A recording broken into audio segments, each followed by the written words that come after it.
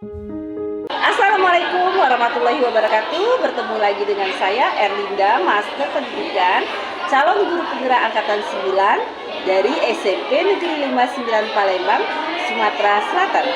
Di sini saya akan membuat tugas demonstrasi kontekstual modul 1 pengambilan keputusan berbasis nilai kebajikan. Di sini saya akan melakukan wawancara dengan kepala sekolah, bagaimana beliau melakukan pengambilan keputusan berbasis nilai kebajikan sebagai seorang pemimpin. Selamat menyaksikan.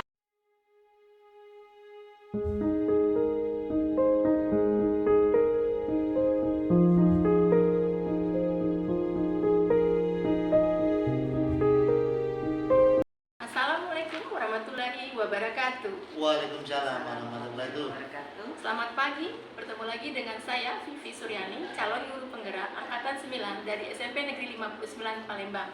Kali ini saya didampingi oleh rekan saya Ibu Erlinda, Master Pendidikan, calon guru penggerak juga angkatan 9 dari SMP Negeri 59 Palembang. Di sini kami bersama dengan kepala sekolah kami dari SMP Negeri 59 Palembang, Bapak Dr. Andes Ari Budi Pramana MSI. Selamat pagi Bapak. Selamat pagi. Ya, wawancara ini akan kami lakukan dalam rangka memenuhi penugasan modul 3.1 pengambilan keputusan berbasis nilai-nilai kebajikan sebagai pemimpin. Oke Bapak, di sini kita akan memulai wawancara kita Pak ya. Sebelumnya di sini mungkin kita akan sharing, berbagi pengetahuan dan pengalaman Bapak sebagai kepala sekolah yang sudah cukup lama Pak Arif ya. Di sini nanti mungkin dari pengalaman Bapak bisa memberikan wawasan bagi kami dalam melakukan pengambilan keputusan berbasis nilai kebajikan yang telah Bapak hadapi selama ini. Baik Bapak, pertanyaan pertama adalah selama ini sebagai Bapak kepala sekolah pernah menghadapi kasus-kasus. Bagaimana cara Bapak mengidentifikasikan kasus-kasus tersebut? Apakah termasuk dilema ITK atau bujukan moral? Baik, terima kasih. Perkenalkan, saya Ari Budi Pramana, Kepala Sekolah SMP Negeri 59 Palembang. Pada kesempatan ini kami ada wawancara dari guru kami, yaitu Bu Vivi dan Bu Adinda, yang termasuk dalam calon guru penggerak angkatan ke-9. Baik, pertanyaan yang pertama berkaitan dengan mengidentifikasi permasalahan di sekolah yang biasa kami lakukan atau yang sudah kami kerjakan atau saya kerjakan, yaitu pertama kita melihat kasusnya dulu, yaitu mengidentifikasi kasus yang ada, kemudian melihat siapa yang terlibat dalam kasus tersebut, kemudian diidentifikasi, ya, kemudian dicari, ya, mengapa kasus itu terjadi, sehingga saya bisa menilaikan, oh ini termasuk dalam kategori yang berhubungan dengan etika, ya, atau yang berhubungan dengan moral. Nah, jadi itu, jadi dicari permasalahannya dulu. Saya kira itu Bu. Ya. Oke, makasih Bapak. Oke, selanjutnya pertanyaan kedua. Di sini kami ingin berbagi dengan Bapak. Selama ini bagaimana Bapak menjalankan pengambilan keputusan di sekolah Bapak di SMP Negeri 59 ataupun di tempat yang lain, terutama untuk kasus di mana ada dua kepentingan yang sama-sama benar, sama-sama mengandung nilai kebajikan. Ya, baik, terima kasih Bu Erlinda. Iya. Di pertanyaan kedua sudah mulai mengarah ke teknis ya. Iya. Teknis. Jadi yang saya lakukan sebagai kepala sekolah pada saat ada kasus, ya, seperti yang langkah pertama yang tadi, kami akan mengumpulkan wakil.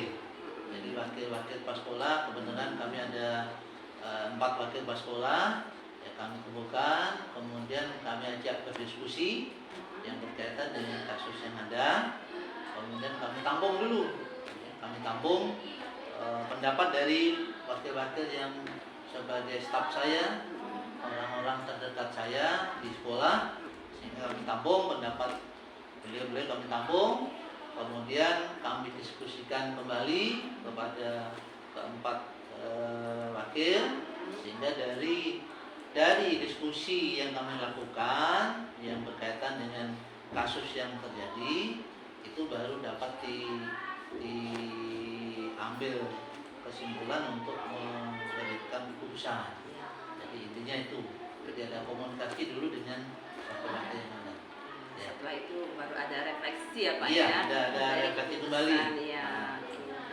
Silakan Bu Bibi. Pak, jadi langkah-langkah atau prosedur seperti apa yang biasa Bapak lakukan untuk mengatasi suatu masalah di sekolah? Ya, baik Bu Vivi. Jadi langkah-langkah dan prosedur, sebenarnya prosedur itu tidak ada prosedur yang baku ya. Artinya tidak ada langkah yang baku, tapi ini sangat kondisional sekali, sehingga seperti yang saya sampaikan di depan tadi, bahwa langkah-langkah setiap ada masalah yang ada di sekolah itu akan kami dahului dengan pemanggilan wakil-wakil tadi. Jadi kami selalu komunikasikan dengan wakil-wakil yang notabene bahwa wakil itu adalah orang-orang yang bisa saya ajak untuk berdiskusi, saya ajak untuk persiapan untuk pengambil keputusan.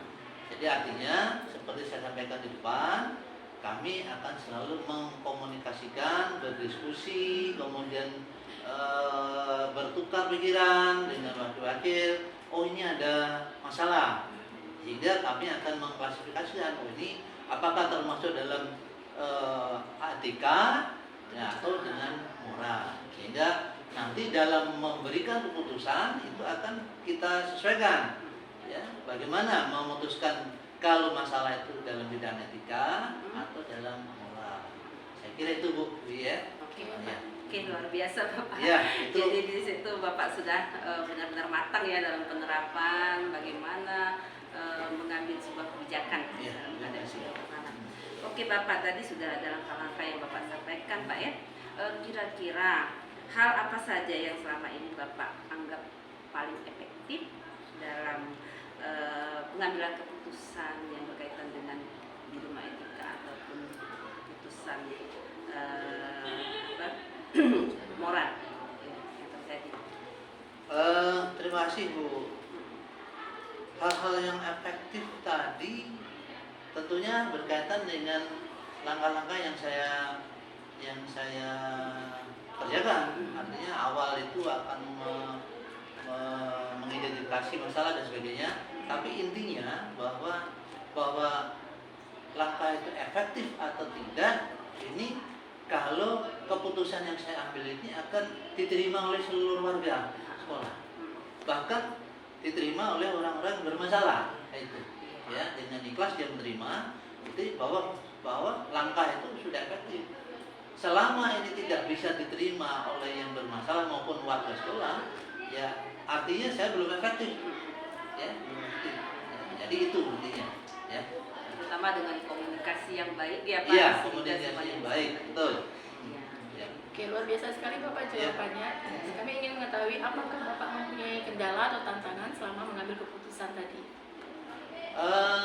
Tantangan yang terberat itu yang pernah saya alami sebenarnya ada satu masalah Bu ya. Ya. Ini studi kasus ya, studi kasus.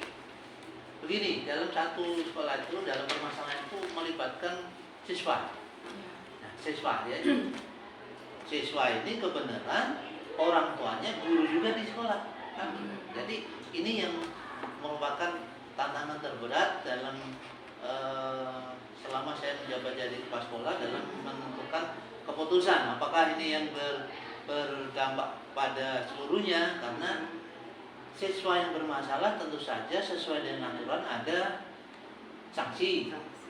Sanksi ini akan diterapkan karena sesuai dengan kesalahan yang di satu sisi orang tua atau orang tua siswa ini juga menjadi anggota keluarga SMP negeri yang ada. Jadi inilah yang merupakan tantangan yang pernah kami lakukan, dan alhamdulillah ini bisa kami selesaikan dengan komunikasi antara guru yang bersangkutan yang punya anak. Kemudian untuk seterusnya kami juga menyampaikan pada guru-guru yang punya anak di sekolah ya harus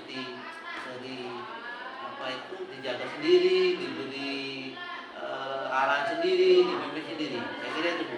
Ya, terima kasih Bapak. Iya. Ya. Oke, luar biasa Pak ya. Ya.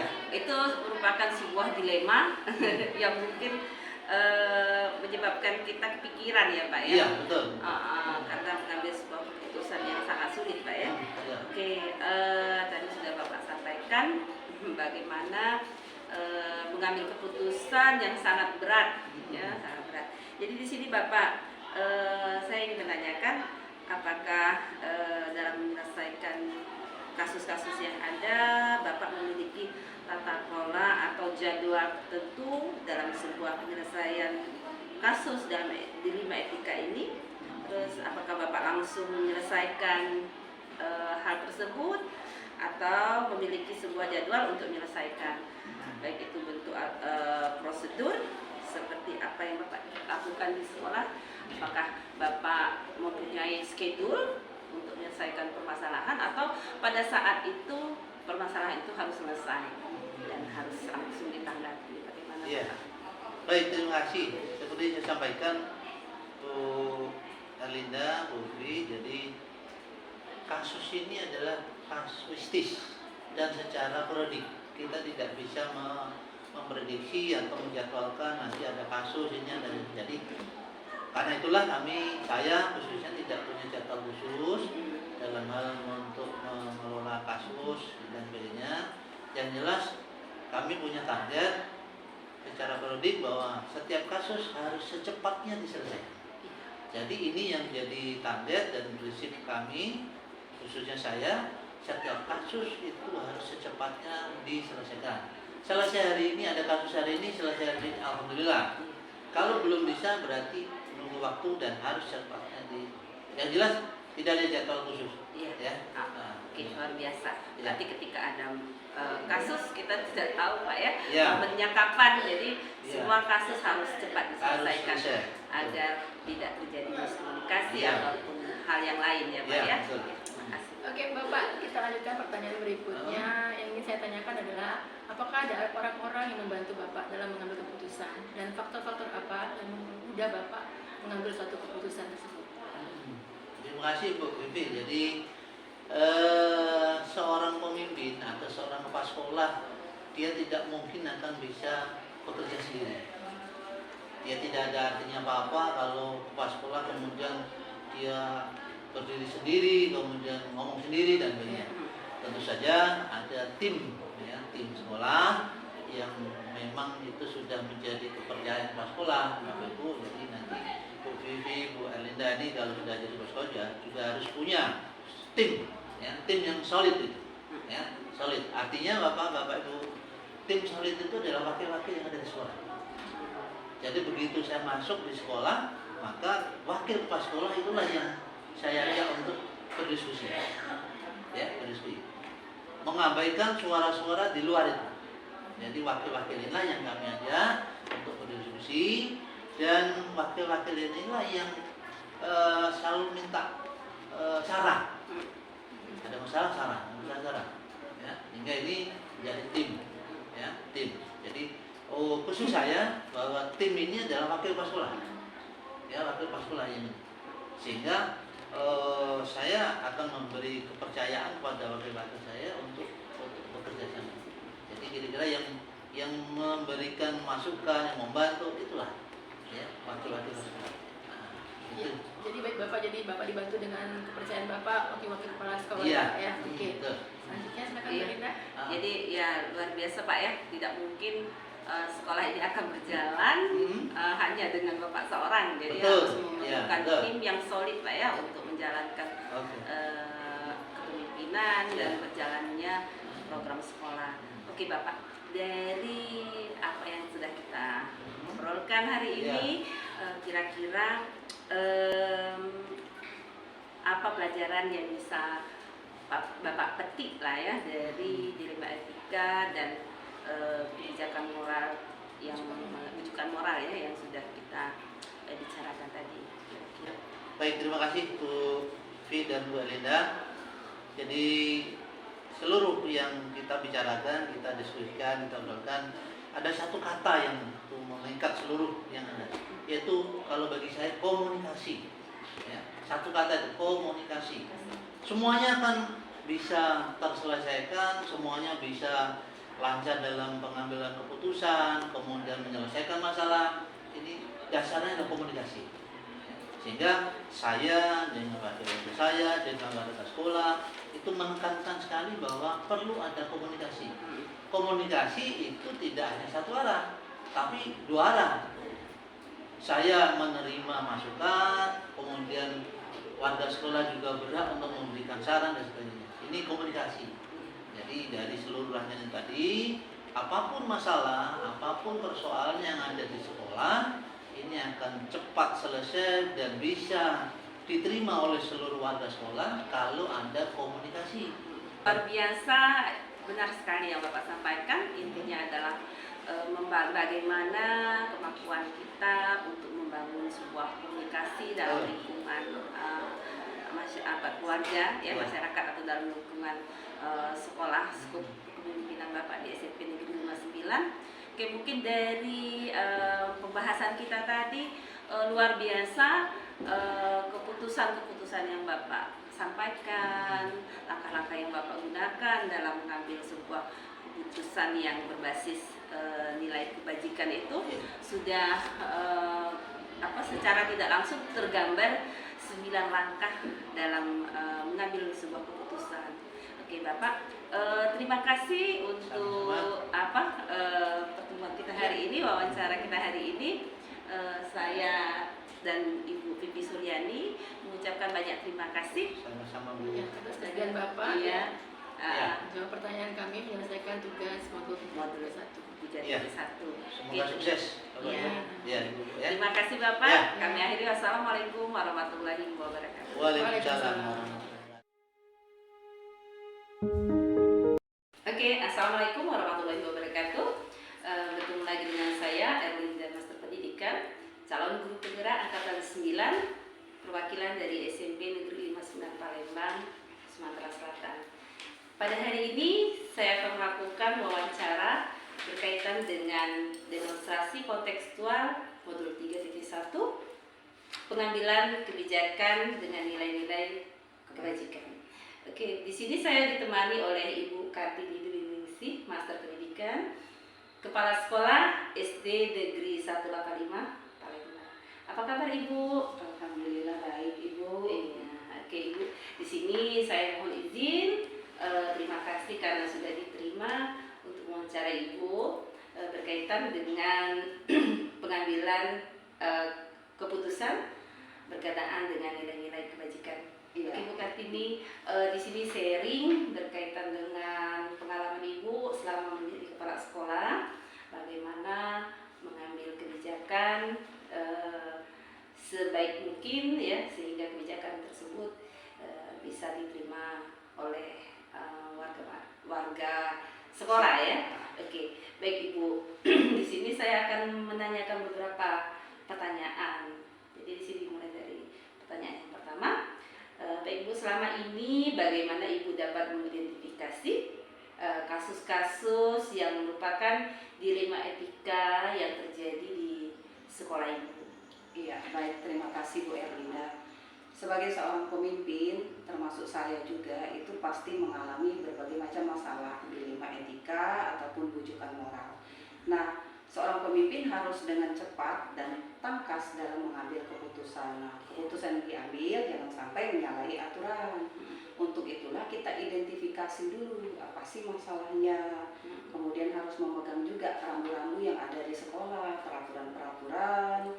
Kemudian di situ berperan aktif juga kebijakan-kebijakan dari kepala sekolah. Kemudian kita nanti sharingkan dengan beberapa guru jika masalah tersebut agak rumit. Tapi kalau masalah tersebut bisa langsung kita selesaikan saat itu juga, kita bisa langsung putuskan saat itu juga. Itu ya begitu Bu Erlinda. Oh iya, oke ya Bu ya.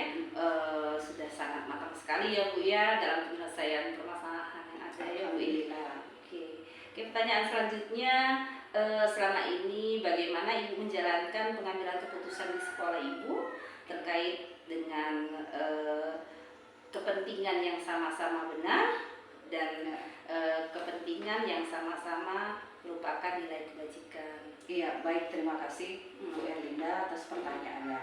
Jadi hal yang pertama yang kita harus lakukan dalam pengambilan keputusan, kita harus punya pegangan dulu apa sih undang-undangnya, apa sih peraturannya, kemudian apa yang sudah kita terapkan di sekolah, apa yang sudah kita buat. Nah, jika hal tersebut di tengah jalan ada pelanggaran, ada kepentingan hal-hal tertentu, ada masalah yang harus melanggar tersebut, nah disitulah kebijakan kita muncul. Nah dari itu, dengan banyaknya kebijakan yang harus kita keluarkan, nah itu dari pengalaman juga, itu pertama. Dari banyak bertanya dengan rekan-rekan, kepala sekolah yang lebih senior, kemudian dan yang paling penting itu kolaborasi dan komunikasi antar guru, kemudian antar pejabat-pejabat yang ada di sekolah, misalnya wakil, berbagai bidang, atau guru-guru yang dianggap senior yang sudah lama berkecimpung di sekolah tersebut dan memang orangnya termasuk orang yang bijak, kita bisa menilai sendiri. Nah mungkin itu Bu trik dari saya sebagai kepala sekolah. Iya, bagus sekali Bu ya. Jadi tidak hanya Ibu sendiri yang mengambil sebuah kebijakan, tetapi melibatkan seluruh stakeholder yang ada di situ ya Bu ya.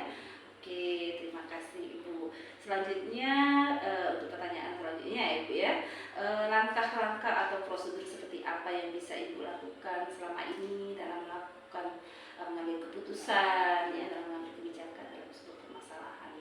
Ya, terima kasih Bu Erlinda. Langkah yang saya ambil itu pada dasarnya tidak terlalu sulit.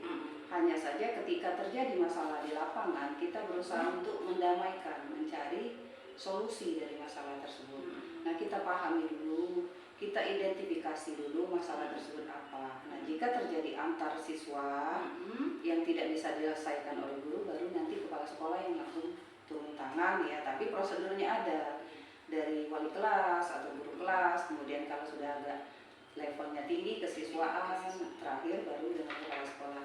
Begitupun dengan guru. Jika terjadi permasalahan dilema etika tadi ya kita laksanakan segitiga restitusi. Jadi menggiring opini anak tadi atau guru tersebut untuk menyelesaikan masalah tersebut tanpa kita yang memberikan solusi. Jadi memberikan rasa tanggung jawab terhadap guru tersebut, masalahnya bagaimana dia mengatasi masalah tersebut. Oke, Ya. luar biasa. Kalau kepala sekolahnya guru penggerak, dia sudah tahu segitiga restitusi. Ya, terima kasih Bu ya. Alhamdulillah ya, luar biasa, bagus sekali Ibu. Oke, dari hal-hal yang sudah Ibu lakukan, apa saja yang selama ini Ibu anggap efektif dalam pengambilan keputusan terkait kasus-kasus dilema etika yang ada di sekolah Ibu? Iya, terima kasih Bu Erlinda. Jadi menurut saya yang paling efektif itu dalam mengambil keputusan yaitu tadi ada aturan, ada kebijakan, dan yang paling penting komunikasi dan kolaborasi. Kalau terjalin itu di antara rekan-rekan guru dan siswa, insya Allah bagus nanti hasilnya dalam menata, memperbaiki manajemen suatu sekolah. Ya, luar biasa. Intinya komunikasi ya, Bu Iya. ya. Oke, itu selanjutnya di sini ada beberapa hal apa saja yang selama ini merupakan tantangan dalam pengambilan keputusan ya yang Ibu rasakan pada kasus-kasus dilema etika. Iya, terima kasih Bu Erlinda. Memang ini dikatakan sulit, tidak juga dikatakan gampang juga tidak juga ya. Iya. Karena ketika suatu keputusan itu diberlakukan, otomatis ada pro dan kontra. Iya. Nah, untuk menyatukan pro dan kontra itu sulit. Iya. Nah, bagaimana kita mengemas suatu keputusan itu sehingga diterima oleh mereka? Paling tidak 90 atau 80% mereka sudah merasakan itu lebih bermanfaat, ada nilai baiknya. Dan biasanya ini Bu Erlinda ya, di tahap awal mereka agak berontak sedikit ya, tapi lama-lama memahami kalau kita mengambil keputusannya dengan tepat. Ya, mungkin itu saja Bu Erlinda. Keputusan yang bisa atau baik untuk semuanya. Iya. Oke, terima kasih Ibu. Ya, memang betul sekali. Jadi tidak semua orang terkadang bisa menerima, dan itu merupakan dilema. Dilema. Nah, tapi dengan komunikasi yang Ibu sampaikan tadi, Iya. insya Allah ya Bu ya, bisa semuanya menerima ya.